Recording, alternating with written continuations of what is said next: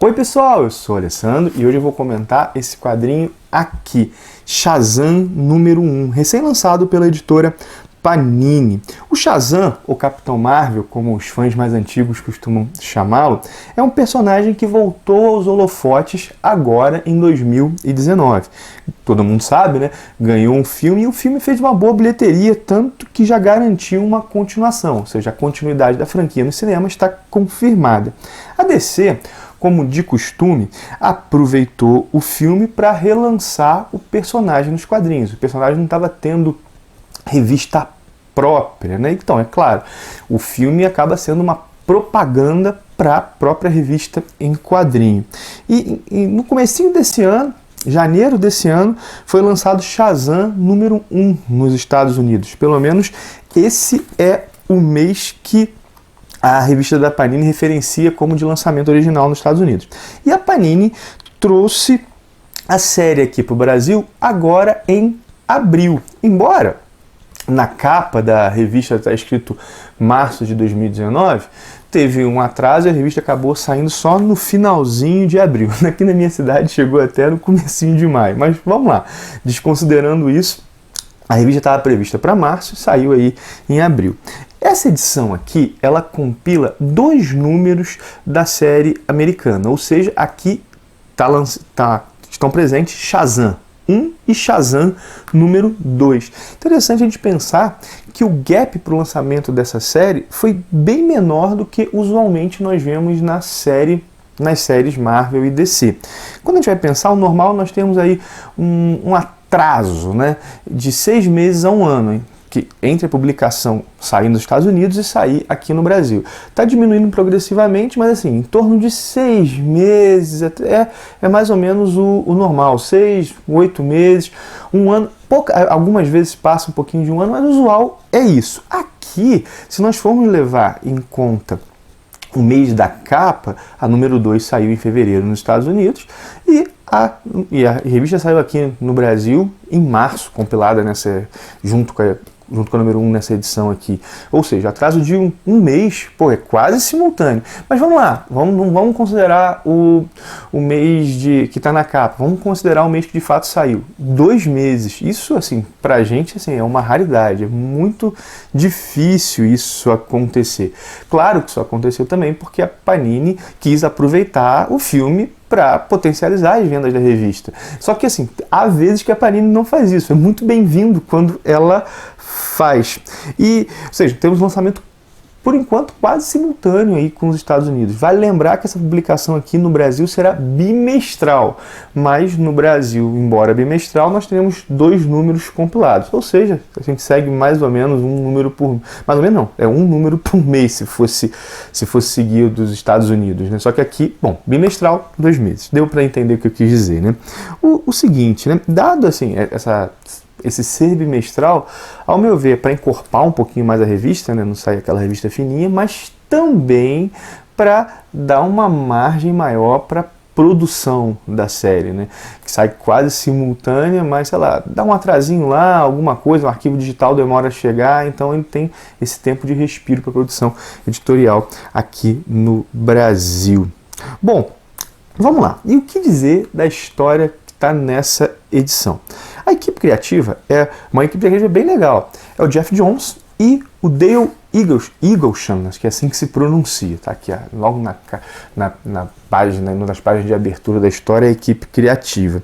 O Geoff Johns é um dos grandes nomes da DC na atualidade. Como roteirista, ele escreveu fases elogiadas no Flash, ele escreveu também no Lanterna Verde, uma longa fase, bem longa, no Superman. Ele também escreveu uma fase menos elogiada na Liga da Justiça. E foi ele que reinseriu o Shazam no universo DC durante os Novos 52, que foi aquele momento no qual a DC apagou grande parte da sua cronologia, relançou as séries. Então, a versão do Shazam que está aí hoje é essa versão do Shazam que o Geoff Johns introduziu ali nos Novos 52. Só que ele introduziu essa versão não foi numa revista do Shazam, foi na revista da Liga da Justiça. Inclusive o Shazam ganhava histórias curtas ao final da revista da Liga. Vou mostrar um pouco os desenhos do Dale Eaglesham para vocês. Então, a jornada inicial do personagem nos Novos 52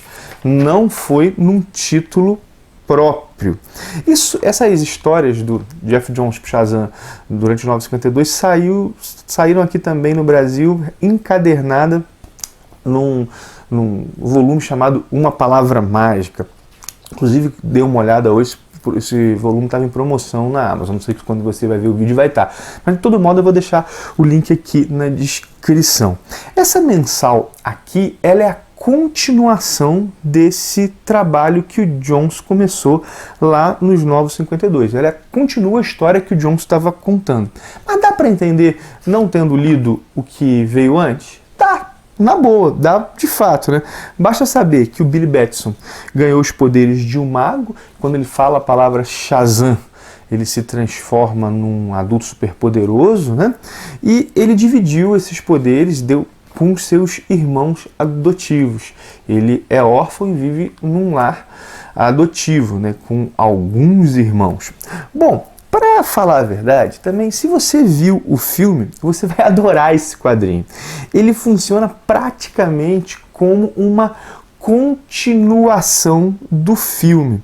Normalmente, quem vê um filme de super-heróis e vai pegar os quadrinhos daquele personagem que viu no cinema, se sente um pouco perdido. Há a cronologia do personagem nos quadrinhos que não existe nos cinemas. Também há diferenças consideráveis entre as versões dos personagens. Os personagens não são idênticos nos quadrinhos e nos cinemas.